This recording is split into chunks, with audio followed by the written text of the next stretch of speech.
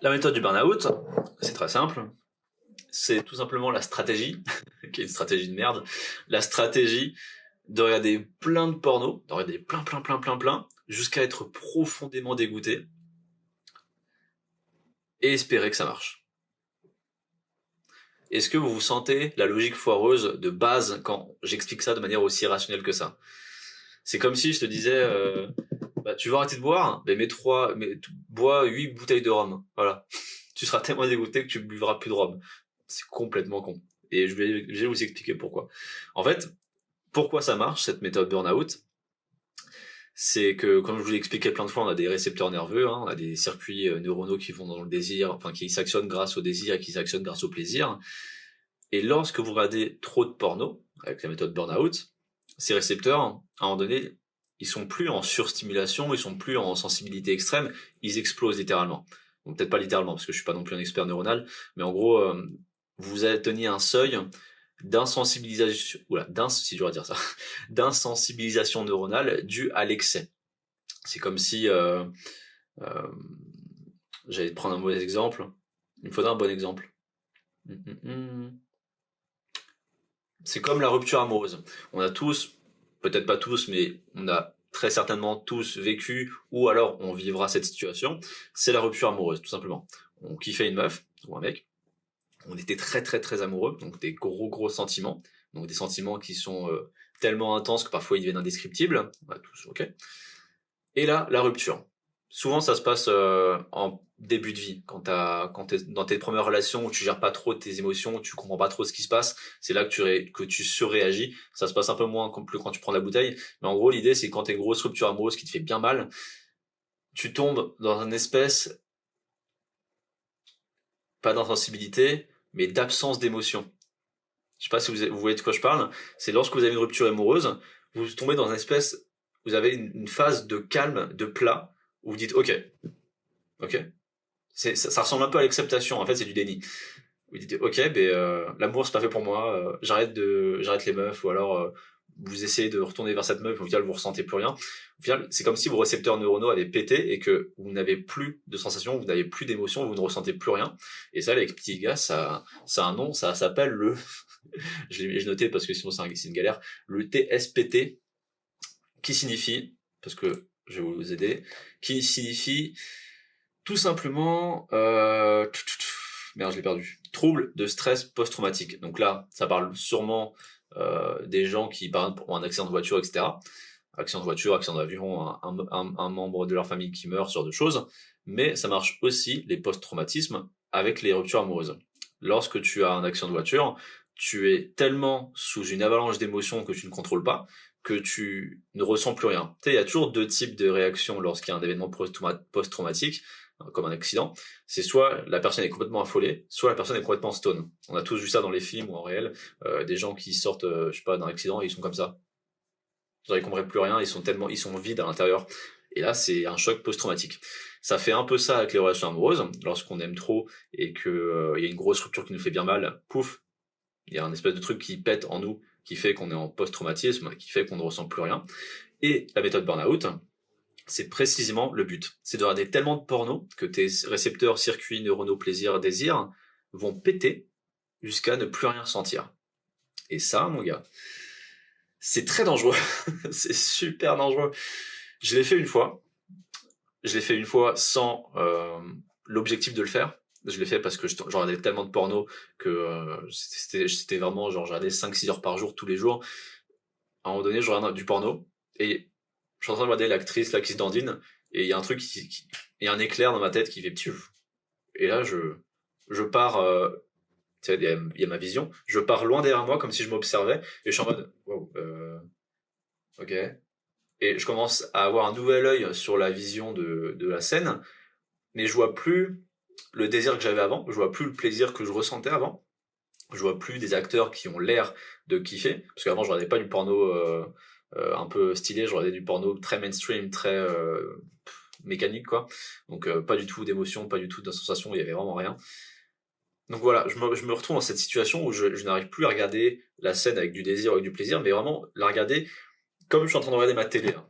Il y a ma télé, ou alors il y a ma souris, je regarde une souris, Et tu vois, j'ai pas d'émotion, j'ai pas de sensation, j'ai pas de désir, c'est une souris, quoi, putain. Je regarde, mais genre, j'ai pas de jugement, j'ai rien dessus, tu vois. Je la regarde de manière factuelle. Et j'ai fait pareil avec le porno. C'est ce qui m'est arrivé. Ensuite, la phase d'après, c'est que il y a une espèce d'incompréhension qui arrive, une incompréhension liée au dégoût.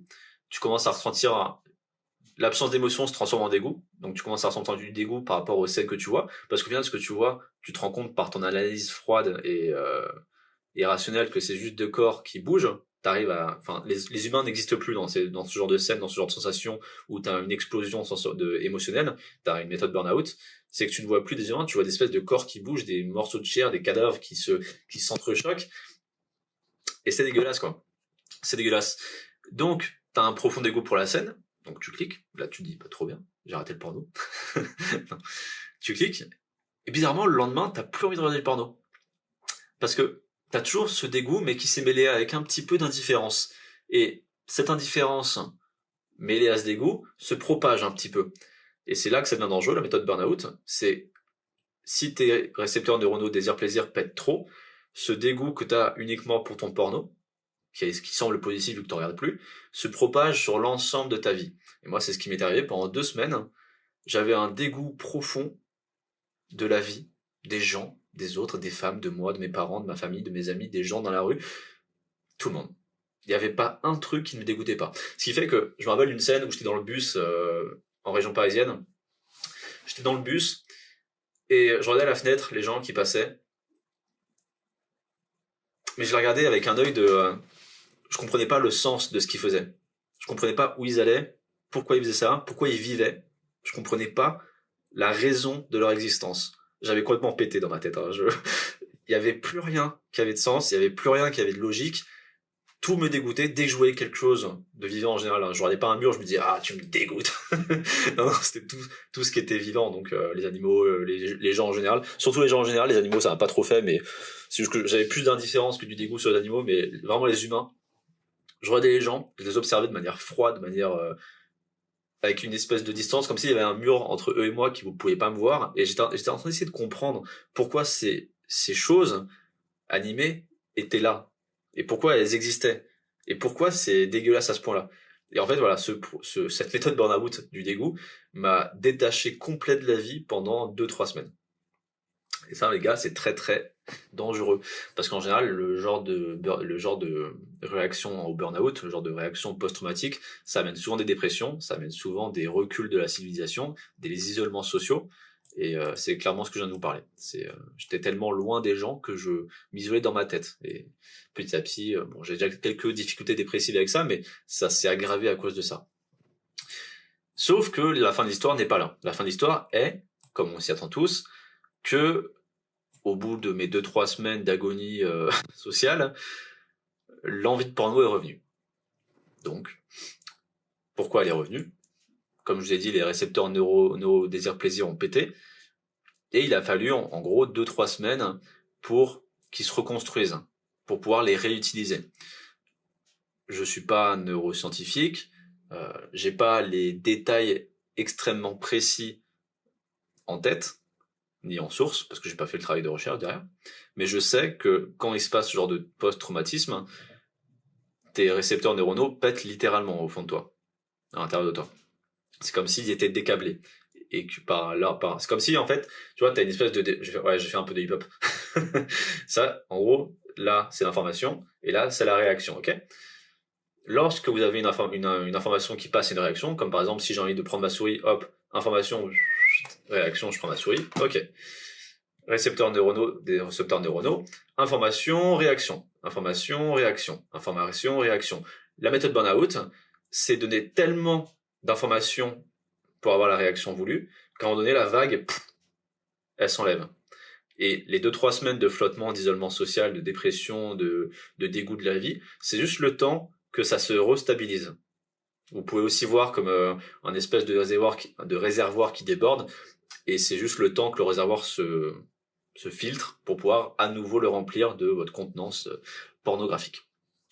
Donc la méthode burn-out, une idée que j'ai vue dans beaucoup de forums, dans beaucoup de vidéos, et c'est vraiment une idée de merde. C'est vraiment une idée qui peut créer beaucoup plus de mal que de bien. À la compensation où tu as plein de gens qui compensent un petit peu, on compense tous quelque chose avec quelque chose, que ça soit avec les réseaux sociaux, que ça soit avec la clope, que ça soit avec l'alcool, que ça soit avec n'importe quoi. On compense l'ennui, on compense la solitude, on compense notre ego, on compense notre frustration, etc. Mais c'est des compensations, on va dire, un peu douces, dans le sens où on vit avec ça, parce que c'est socialement voulu. Le burn-out, c'est dangereux. Le burn-out, les gars, c'est dangereux. Ne le faites pas.